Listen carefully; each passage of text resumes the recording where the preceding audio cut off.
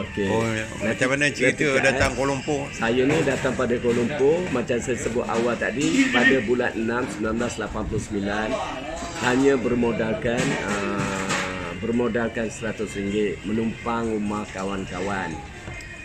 Saya berniaga dekat sekolah agama Pasar Keramat dengan stor yang orang bagi, balang air dengan orang bagi, semua orang bagi pinjam. Sebab saya ni datang dari keluarga yang susah. Saya buat mengikut kemampuan saya.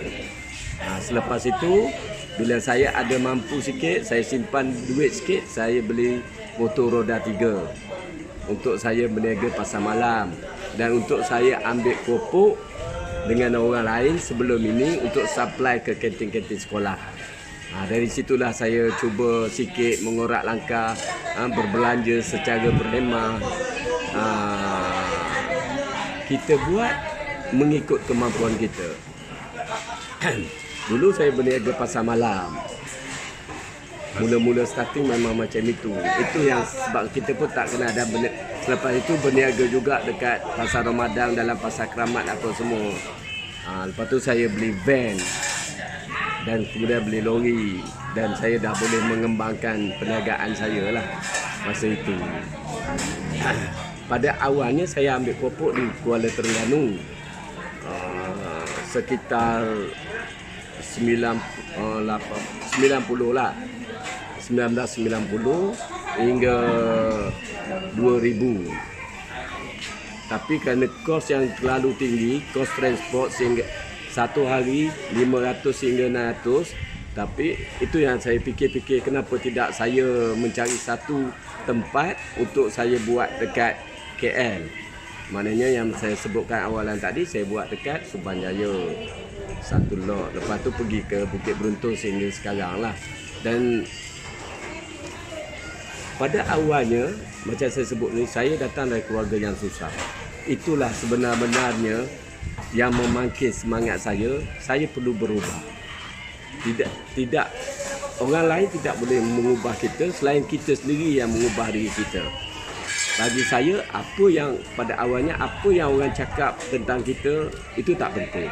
Yang penting ialah kita buat benda itu betul. Dari segi hukum hakamnya betul, syarak dia betul, dari sudut undang-undang negara pun betul, kita terus jalanlah, kan? Kita terus jalan. Sebab setiap orang mungkin orang datang dia keluarga senang, macam saya datang keluarga yang agak susah, ya. Maknanya pendidikan pun tak berapa tinggi. Jadi saya rasa pilihan yang terbaik saya, satu benda saya terpaksa buat benda kopok ni kerana minat. Buat sehabis baik, maknanya all out.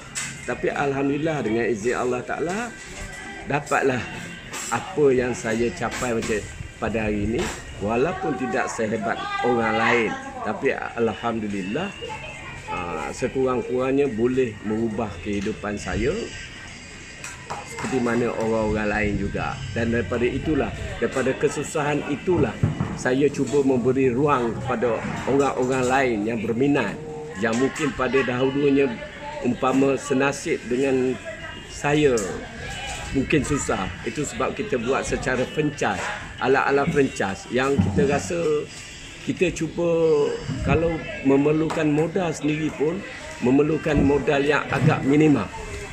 Itu yang saya sebutkan, yang penting komitmen kita, kesungguhan kita. Kalau kita tidak pecahkan ruyung, mana akan dapat sagunya. Jadi kita bagi peluang. Yang mana kita boleh bantu, kita bantu. Kita ada sediakan dulu roda 3 untuk orang yang betul-betul berminat lah.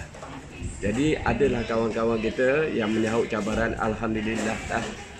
Sekarang bukan sekadar kita berbisnes, kita sudah merapatkan silaturahim sesama kita, insya-Allah.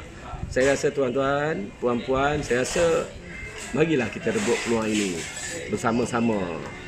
Sebab saya melihat masa depan ni, kopok ni, walaupun kita kata kopok, tetapi masa depan cukup cerah. Sebab makanan ini makanan yang disukai oleh semua orang, ya, sama ada orang besar, budak-budak, dewasa, dan bangsa-bangsa lain lah seperti China, India pun semua, insya-Allah kita cuba membantu sedaya upaya kita.